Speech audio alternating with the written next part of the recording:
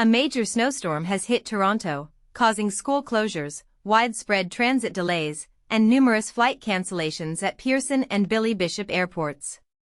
Environment Canada issued an orange snowfall warning, forecasting 20 to 35 centimeters of snow.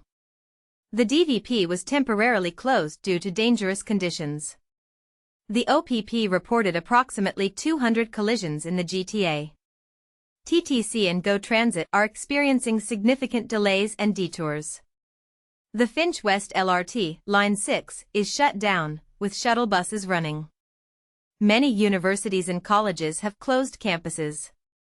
City warming centers are open due to extreme cold. Another snowfall is expected Friday evening. The city is working to clear roads, sidewalks, and bikeways.